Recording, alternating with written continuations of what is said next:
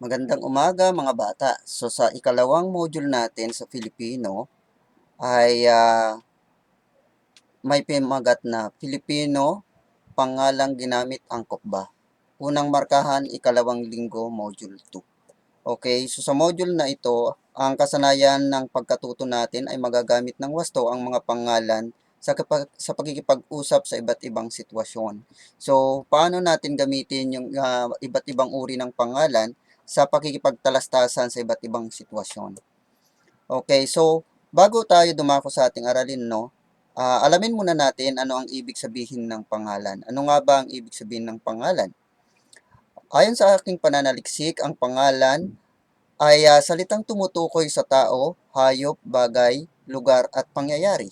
Okay, halimbawa ng tao ay Juan, halimbawa ng bagay ay lapis, halimbawa ng hayop ay ibon, halimbawa ng lugar ay parke, sa pagkain naman ay mansanas, at ang pagdiriwang naman o pangyayari ay Pasko. So, ang lahat ng mga salitang ito ay mga salitang pangalan. Okay?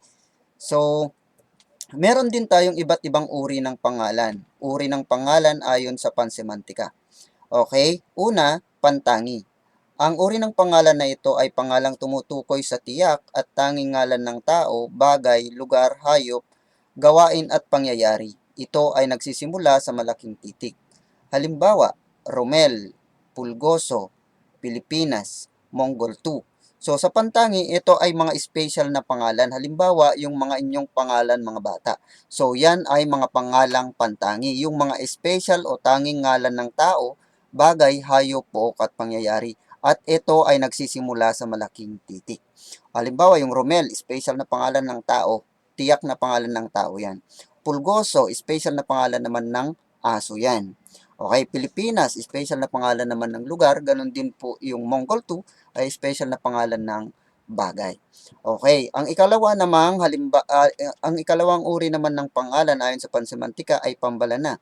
Ang pambalana ay pangkaraniwang ngalan ng mga bagay, tao, pook, hayop at pangyayari. Ito ay pangkalatang walang tinutukoy na tiyak o tangi. So pag sinabi nating pambalana, ito ay general na pangalan o pangkaraniwan. So hindi mo siya tiyak kung sino yon. So halimbawa, lalaki. Halimbawa kanina, no, Romel doon sa pantangi, dito sa pambalana ay lalaki. So makikita nyo dito ay nagsisimula sa maliit na titik. So kanina dyan, yung bagay dyan ay Mongol 2. Dito naman ay television. Okay? Bansa. Okay, Pilipinas dito sa pantangi, nagsimula sa malaki, dito ay bansa. So pag sinabi nating bansa, hindi mo matukoy yan kasi maraming bansa. Puno. So hindi mo rin alam kung anong klase ng puno yan. So yung pambalana ay karaniwang ngalan ng bagay, tao, pook at pangyayari. Ang pantangi ay yung tangi o tiyak na ngalan ng tao, bagay, hayop, pook at pangyayari. So itong dalawang ito, itong pantangi at pambalana, ito yung dalawang uri ng pangalan ayon sa pansemantika. Meron din tayo, eto, pag tingnan natin, paghambingin natin yung pagkakaiba ng pangalang pantangi at pambalana, no? Ito yung pantangi, makikita naman natin, okay? Ito naman yung pambalana, yung hanay na to. Makikita mo pantangi, Roldan. Ang kalintulad na pambalana niya na pangalan ay mag-aaral. Okay, so makita mo yung Roldan nagsimula sa malaking titik, yung mag-aaral nagsimula sa maliit na titik. Ito naman, sa hayop naman, pulgoso, so pantangi yan.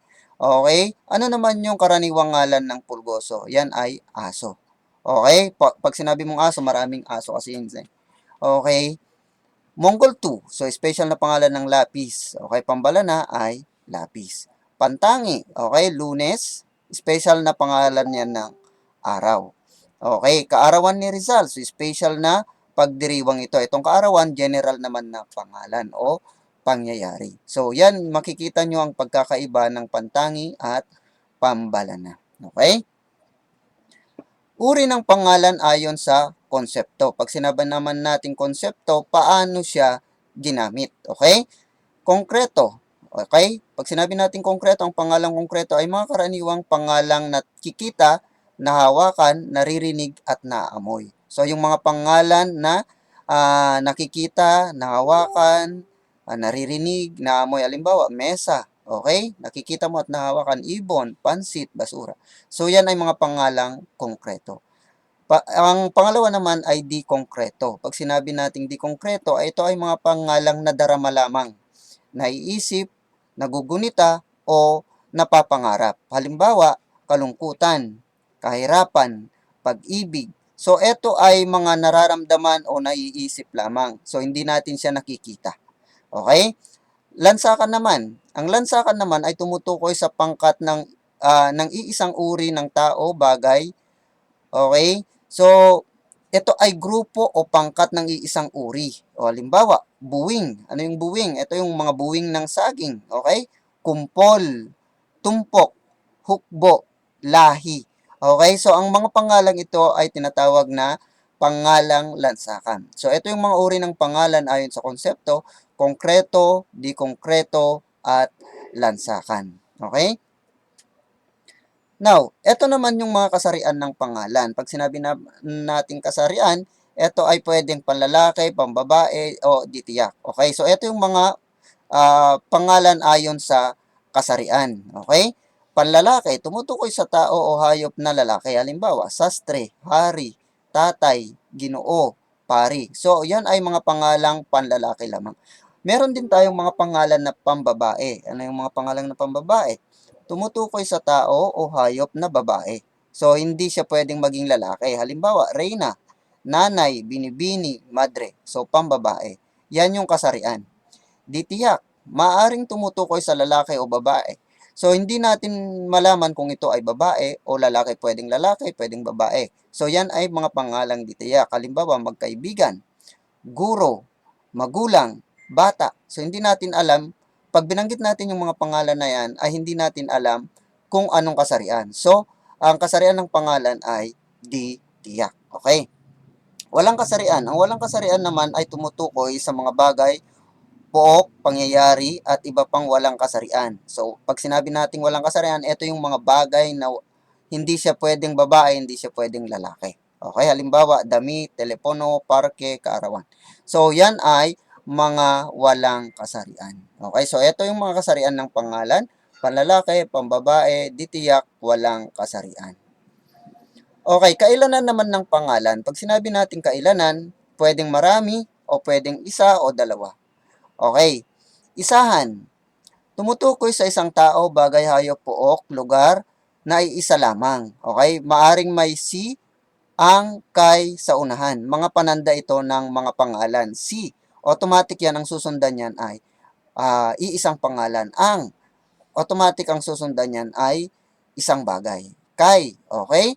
So, halimbawa, ang bata, okay? Bata, ibig sabihin, iisa yung bata dyan. Si Mila, so, nag-iisa lang si Mila. Kay Ruel, so, isa lang si Ruel. Okay? Dalawahan naman, tumutukoy sa dalawang tao, bagay, hayop, pook, lugar at pangyayari. Halimbawa, meron tayong panlapin na mag, tapos kapatid, o magkapatid, o dalawa yan. Magkamag-aral, o dalawa yan. Mag-ina, mag-ama, o mga ganon. Okay? So, dalawahan yan. Maramihan naman, pag inuulit yung unang pantig ng salitang ugat. Halimbawa, tumutukoy sa higit sa dalawang tao, bagay, hayop, pook, lugar o pangyayari. Okay, pinapangunahan ito ng mga panandang sina, ang mga, ng mga kina. Sina Ruby, Dennis, at Jan. So, ibig sabihin, marami ang tinutukoy. Ang mga mag-aaral. Okay, ang mga, ibig sabihin, marami yan. Magkakapatid. Pag magkakapatid, marami yan. Pero, pag magkapatid, dalawa lang. Halimbawa, yan, magkapatid, dalawahan. Magkakapatid, maramihan.